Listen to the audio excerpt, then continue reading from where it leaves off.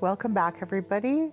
So we're here again with Joanne Kitchenese, and we're talking about her amazing journey with the Lord and how He's brought her out from so much in her life and brought her into a life with her family, with her children, with a strong testimony and an amazing walk with Jesus. So I'm going to go back to her, and she's going to just kind of continue on with her journey. Joanne?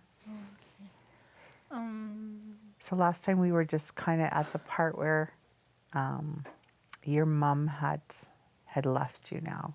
Oh, And you yeah. were...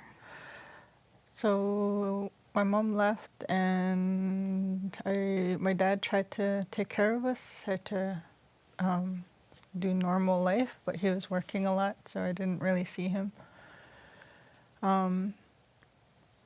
What I remember the most about Dad is that I was always excited when he would come home. I'd hear his truck rumbling up the hill, and I'd be waiting for him. I just knew he would come home at the exact same time. And You were still in Red Lake? And we were in Mishkigogmang at this time, and as he was working as a janitor at the school, so and I just remember as soon as it was time for him to come home, that's when I would get ready. Like I'd sit at the window and I would look out the window and wait for him, and I'd hear the truck, and I would time it so I would run to the door as he got to. I could hear his footsteps coming up the stairs, and I would run over there and I would just greet him and be all happy, like he came home. And he would do this thing where he would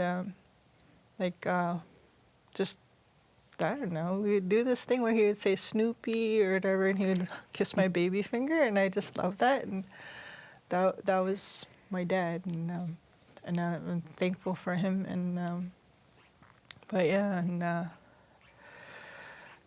in school, I tried to go, and I started becoming embarrassed about going to school because my jacket it didn't have the buttons were coming off, the zipper was broken, and I remember my teacher being frustrated that he couldn't zip it up for me, and it was like winter time. It was so cold, and I was standing there shivering, and I remember feeling really embarrassed. Like my dad didn't think of those things, like small shoes, broken jacket, and then I don't know, there was stuff going on at school too. Like I witnessed a teacher shove a bar of soap in one of my classmates' mouth because he was swearing or something, and I didn't feel safe at school anymore after that, so I started finding reasons not to go. And I remember walking from the school to this water pump house thing.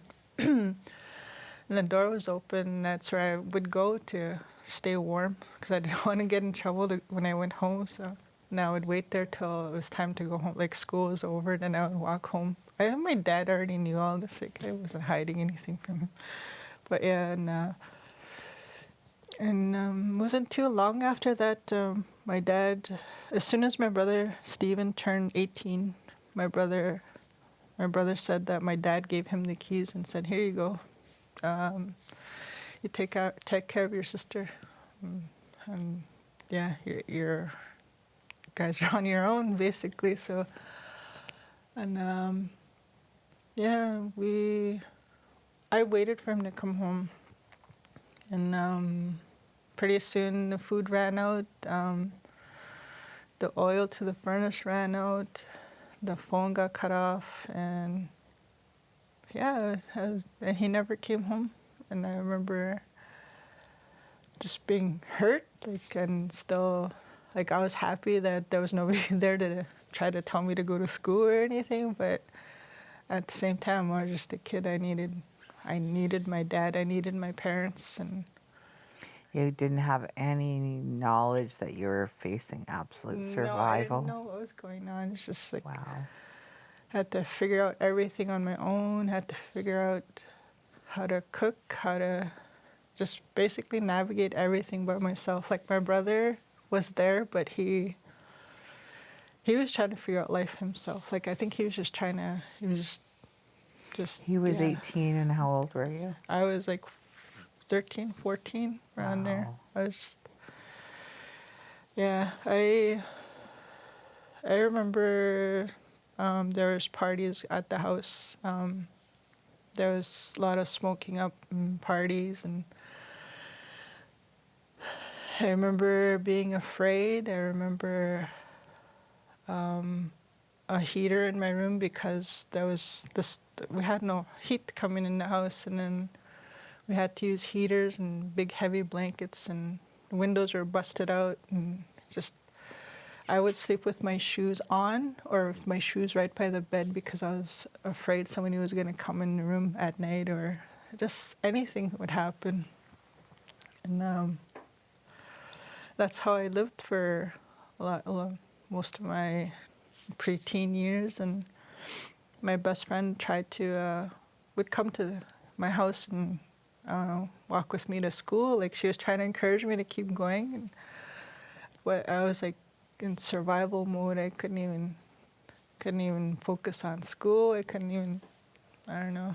I tried, like, I liked writing. That's when I first started journaling. I started writing, and I discovered poetry, and I started writing a lot.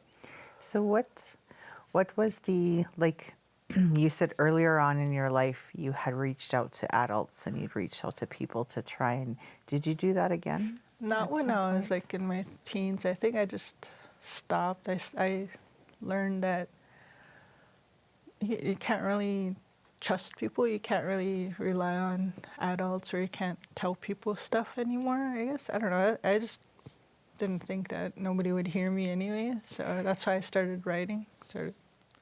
So where did the help come from? The help came from,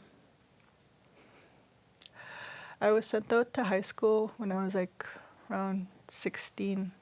At 16, I went to jail. I was a bad kid.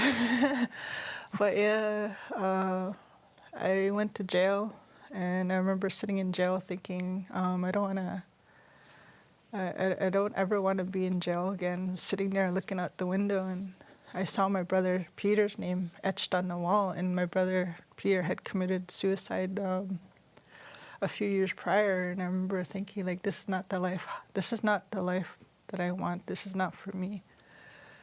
And yeah, I went to high school. I went to Sulicut first, and then I went to Sault Ste. Marie, and then I tried. The last place was Keewatin by Kenora. And in Kenora, we were boarding out with a man named Jeff Lewis, and he was a Christian, but we didn't know he was a Christian because he wasn't going to church. He wasn't actively living his faith, and we didn't know. But once we found out, man, we were just mean to him. Like, we would roast him. We would tell him, like, we were really mean. Well, I was mean.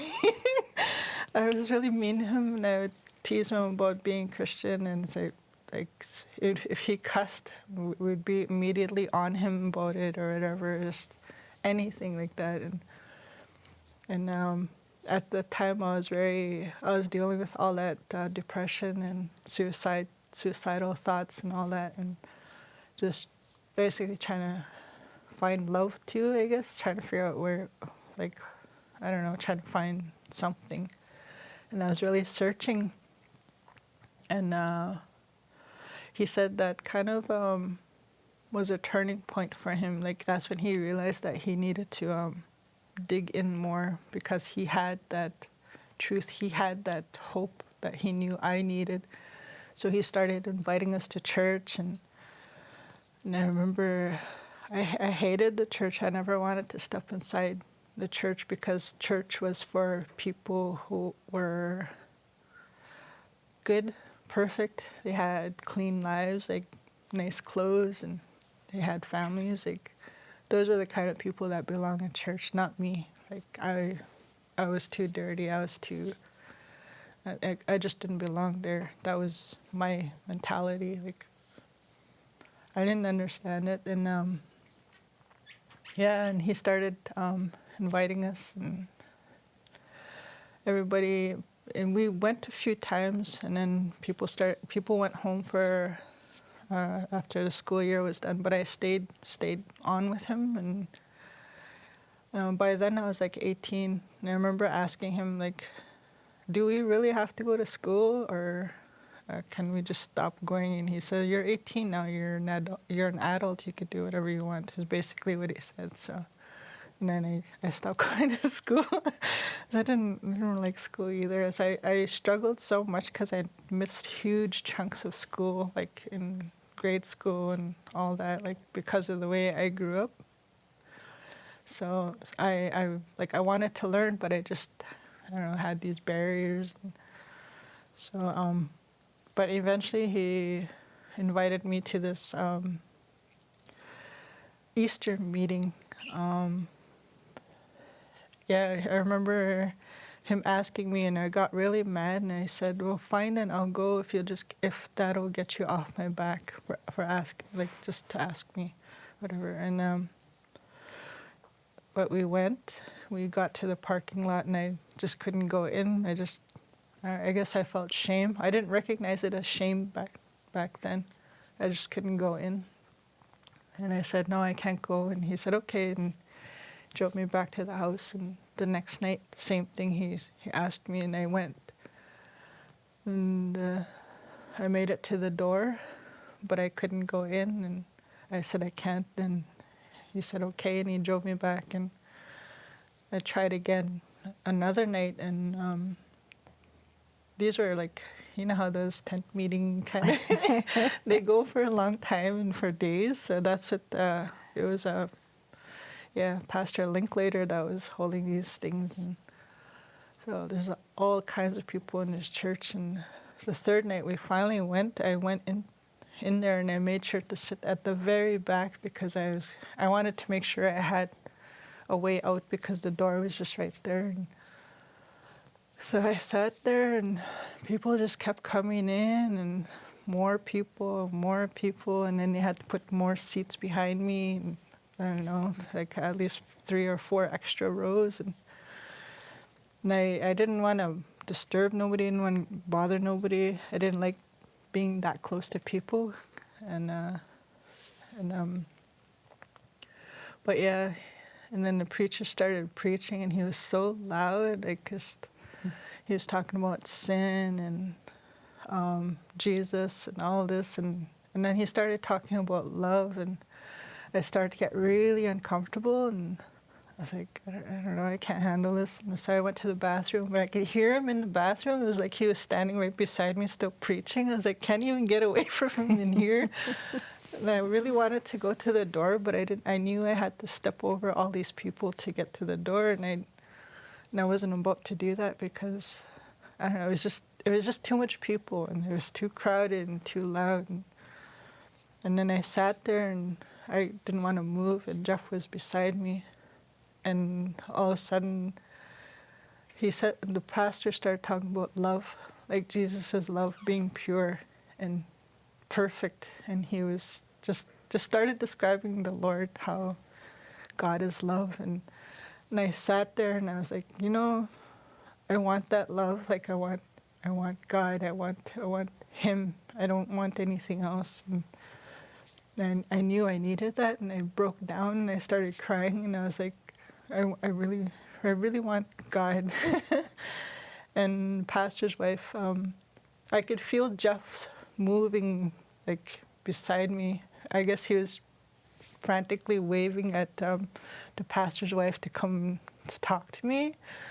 And she did. She came over, and I heard the sweetest voice talking to me. And she asked me if I wanted to go up, and I was like, yep. I immediately said yes, and then we walked up to the front together, and I was crying, and I remember looking at the pastor's face, and he looked like he was glowing. Like he had so much joy, and it was almost like looking at the face of Jesus. Like that's how I want to describe it, but it was like pure joy. Like he was kind of chuckling, and I was crying, and he led me into the sinner's prayer, and as soon as I said in Jesus' name, like I just felt that burden. I didn't know I was carrying a burden till that moment. Like it just lifted, and I just felt. I knew I'd been set free, and I knew that God was real because He was there, and He brought me to Him in that moment. And I knew I was never going to be the same. And that night when I went to sleep, that was the very first night I went to sleep without waking up once, without worry, without being afraid, and everything looked so brand new the next morning. Just my eyes felt like they were clear, like I could see colors differently. Just everything was different. Everything was brand new, and I picked up the Bible, and I could understand everything I was reading. Just a week before that, I was trying to read it. It didn't make no sense. Like it wasn't for me. But as soon as I don't know, gave my life, as soon as I surrendered to the Lord, that's when I knew. That's when I don't know. I just knew that something had changed. Like I was different. I was never going to be the same again. And yeah, it was quite the journey. Like it didn't just change. My whole life didn't just change overnight. Like it did, but there was still a lot of habits and lifestyle changes that I needed to make personally, and that in itself was another journey. But only this time, I had the Holy Spirit. I had Jesus with me this time, and yeah, just I went to Teen Challenge. I graduated the program with the help. Like Jeff helped me apply. He got me there and everything. And I remember like just deciding to go back to drinking again, but it wasn't the same. It was like I tried, but I just had this, I don't know, just pull. It was like no matter what I did, it was like all these friends that I used to have, all of a sudden I wasn't able to be friends with them no more. And God had taken you out of the world. he totally did. Yeah. Like I remember sitting in I went on this long binge. Like I was like, oh, forget it. This life can't be for me. Like, so I tried going back, and I went on this long binge, and I was sitting in this bar, and this person was sitting beside me, and I don't remember how I struck up a conversation with him or how the conversation led to me asking him, or him telling me that he was a pastor before. And I looked at him and I said, well, what are you doing here? And then he looked at me and he said, what are you doing here? And I just sat there and I didn't say anything. And I knew God was calling me. I knew that He wasn't finished. I knew that I had to make that choice. And eventually, like I did, like I told God that I just want to do what you want me to do. I want to live the life that you want me to live. And that's when I saw an ad, a Teen Challenge ad on TV about like 11, 12 at night. And I was like, yeah. So I called the number and I prayed with Sister Margaret, and yeah, and that's when we did the applications and everything, and Jeff helped me get that, and we met with a pastor in Sulik. I forget his name, but he said that Teen Challenge was really strict and had a lot of rules, and I wasn't ready for that, just because he said that, and as soon as he said that, I was like, oh no, what did I get myself into? This is a full year. But yeah, but I went, and so it was really, yeah. So I just want to thank Joanne so much for her testimony and sharing about how the Lord brought her out and that transition. And so I'm really hoping that we'll get an opportunity to sit down again with Joanne and talk about her experience with Teen Challenge, her life today as a mom, and walking in ministry. Thank you, Joanne.